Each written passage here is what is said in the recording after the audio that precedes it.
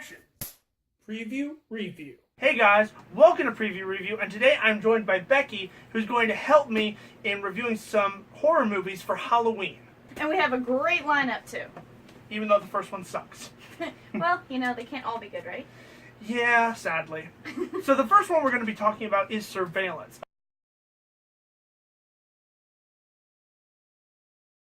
A movie that I personally was looking forward to seeing because the trailer looked awesome, and sadly, it wasn't good. Actually, it was terrible. It was horrible. It was worse than horrible. It is the epitome why they put horror in horrible. Pretty much. The story basically follows some guy who is watching the neighbors next door, and that is pretty much all that I got out of this, because the plot is not consistent. There are so many plot holes, and it's just so convoluted. Yeah, it is.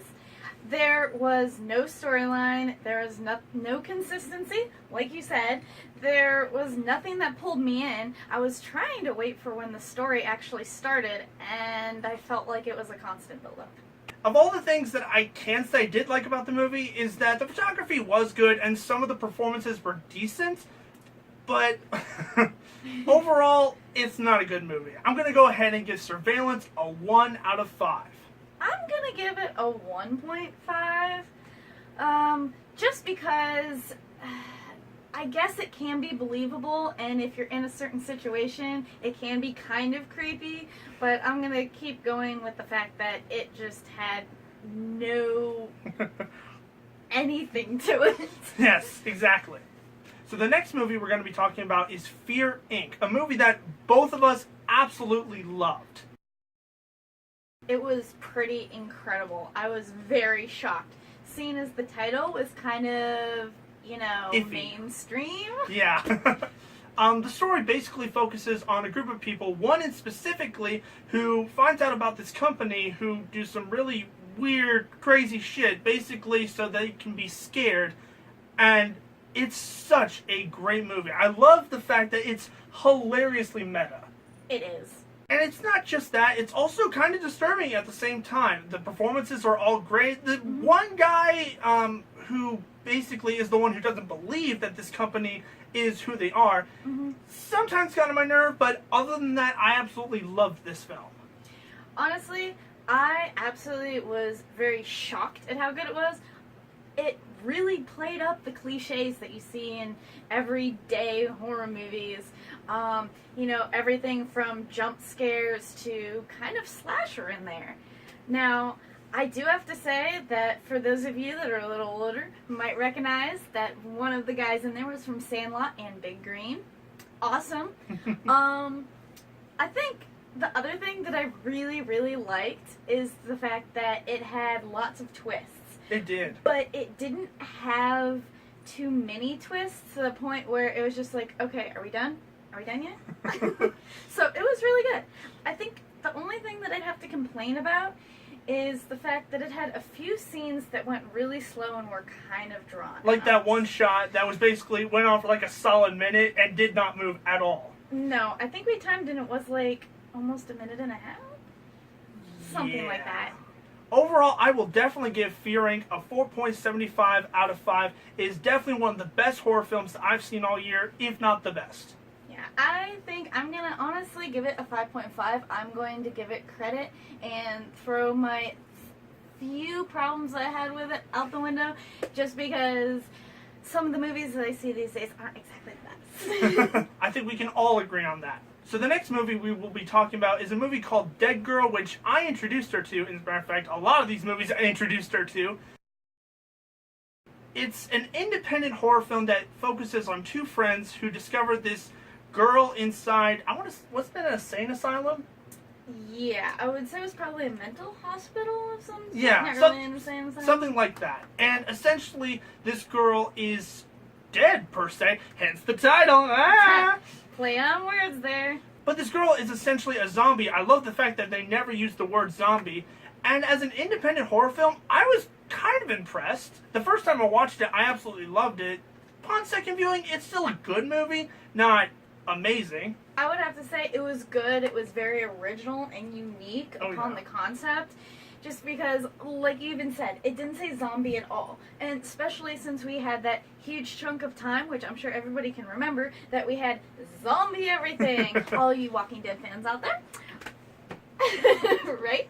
But honestly, I have to say, the parts that I wasn't too excited about, which I was skeptical when you first showed it to me, and you even warned me about, was the acting.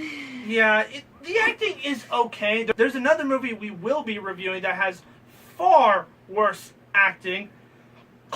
But this movie, I think the acting is decent. I liked the main character. His friends, on the other hand, kind of overacted a bit too much. Yeah, they were a bit eccentric and tried way too hard. But other than that, I mean, some of the main characters that were in it really did do an okay job. I think it was just a little too overboard with some of the cliches. Gotta prepare for everything. What would you give Dead Girl? I'd give Dead Girl probably a 3.5, just because I understand no movie is absolutely perfect, but it was at least a decent good watch for a nice movie that you could sit down with friends and maybe laugh at a little bit.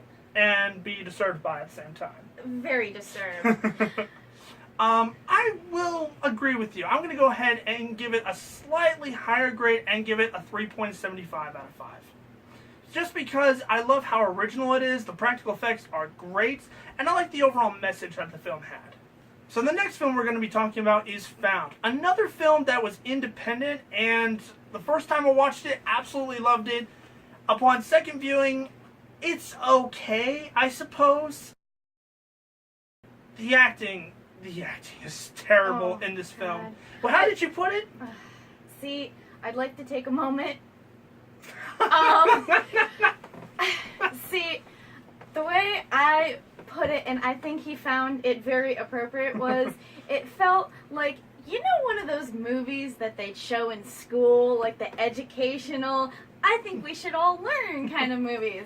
It was very monotone and let's learn a lesson today. Oh my god, yes. There's a scene in the film where this bully is punching the main character and he's like, oh, you punched me. Like, it's literally that bad.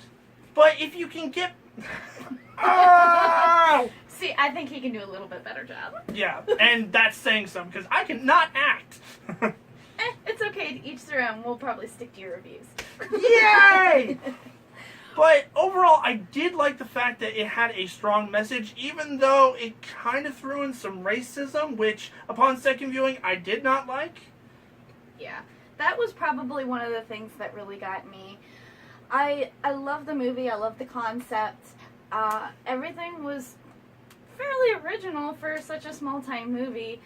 It definitely got the thriller in there, like the psychological thriller in there. It was super intense. I hate to say it though, with that, the underlying plot of racism, it wasn't my thing. So honestly, if you have problems with that, it's probably not a good movie for you. Yeah. But definitely a good one, like I said probably in the previous one, to sit down, enjoy, slightly laugh at a little bit. Overall, I'd be okay with giving Found a 3 out of 5. That's kind of stretching it for me, but I still like what the film was trying to do. Yeah, I'm going to give it probably 2.5 for the reasons I previously gave. So the next film we're going to be talking about is High Tension. Another independent horror film that was actually foreign and dubbed into English, which is honestly one of my few problems with it, because the dubbing is awful. To say the least. To say the least. At least it was one of the major problems with it. Yeah, exactly. Because I love the practical effects, the performances are great, and there's actually a very good twist, which, although it comes out of the freaking blue, it's not horrible. I think I can think of other twists that are far worse.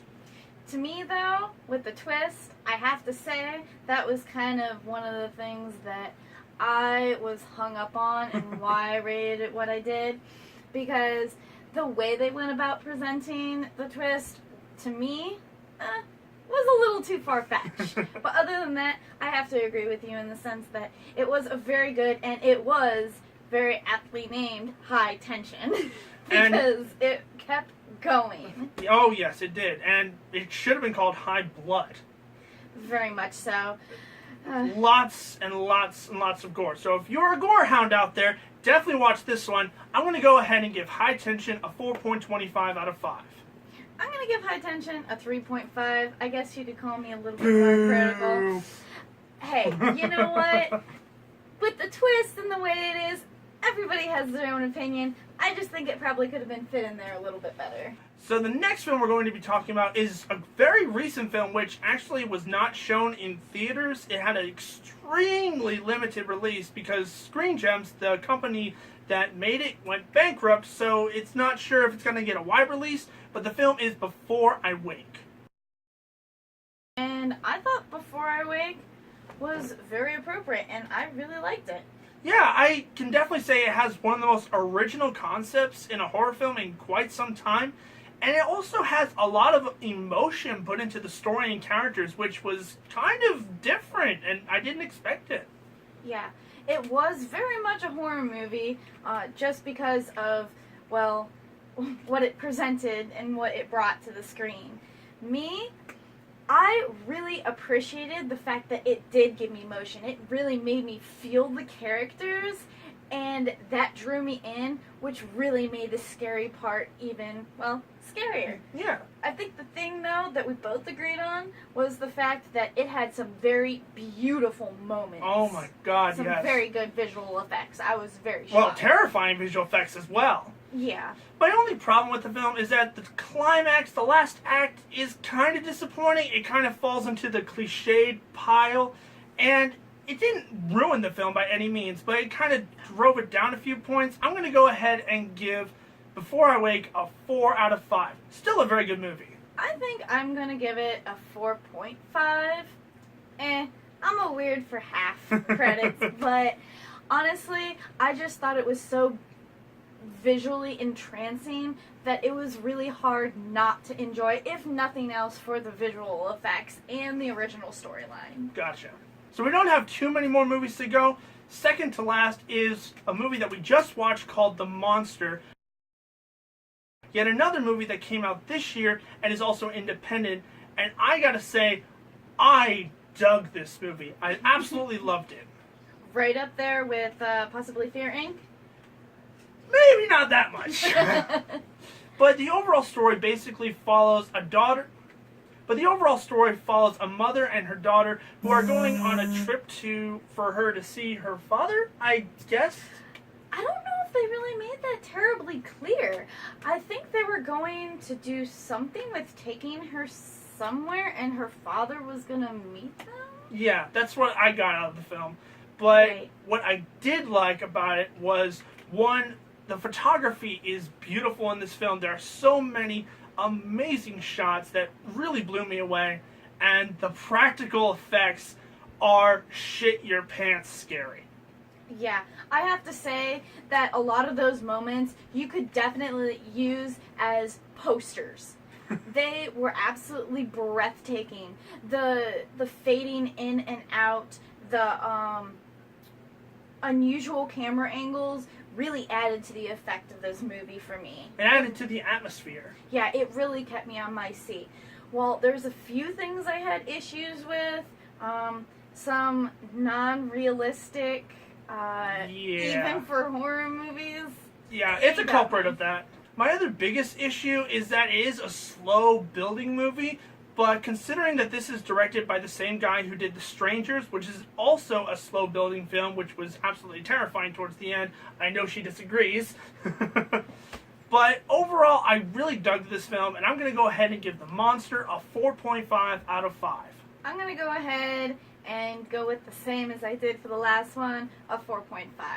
Just because, like I had said previously, it was, well, one, we agreed on it was slightly slow moving, and there's a couple of unrealistic things that just kind of ate away at me. Yeah. So the last film we will be talking about is a film that came out recently in theaters, but that is Don't Breathe. And my gosh, next to Fear Inc., this is my favorite horror film of the year. And yes, I do believe in that. Hey, you know what? Don't hold your breath on that. The story basically follows three friends who break into a guy's house who is blind, but apparently has a darker side to him, not giving any spoilers. Honestly, that movie, like, really almost hit home in a kind of a dark sense. It was very mind-numbing because being alone in the dark, not knowing what you're doing, it's a terrifying thought. Among the positives that I have to point out is, one, there is a scene in this film that absolutely disturbed the living shit out of me, and I do believe that you felt the exact same way. Oh, you better believe it, and I know exactly which one you're talking about. There's also a great scene in which the characters are struggling to see in the dark, and I love the fact you agreed with me that they didn't use night vision. It's more, I don't know what kind of camera. Backlighting, side lighting. It was very well done with the lighting in any sense. I think that it was very nice that they didn't play up on the night vision like they've done in so many other videos, Blair Witch being one of them. Overall, I absolutely... Hi, Kitty! Looks like we have a special guest. What did you think of the movie? Not much, I guess. Yeah, she didn't watch it. Overall, among all the positives, it's beautifully shot. The acting is great. It's an extremely claustrophobic film with lots of tension and some visceral scares. I will give Don't Breathe a 4.75 out of 5. Definitely tied with Fear Inc. as the best horror film I've seen all year. I do have to say that it was definitely one of the better horror movies that I have seen. So I am going to give it a 4.5. We're bridging on 4.75. I'll at least give you that. I did really love, with an extra point, that the ending was absolutely astounding. I was blown away with it. Because sometimes it kind of clarified things. Exactly. Sometimes the ending can really make or break the movie. And in this case, it made it. It really did. It was pretty darn good. So guys, that does it for our Halloween special of all the horror films that we've recently seen. What did you think about them if you saw them? But whatever you think, comment below, let us know. And if you enjoyed this video, punch that like button. And I will see you guys next time on Preview Review. Thanks for watching. Thanks for having me.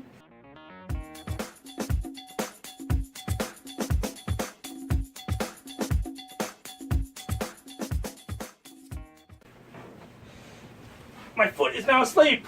I'm sorry. Ah!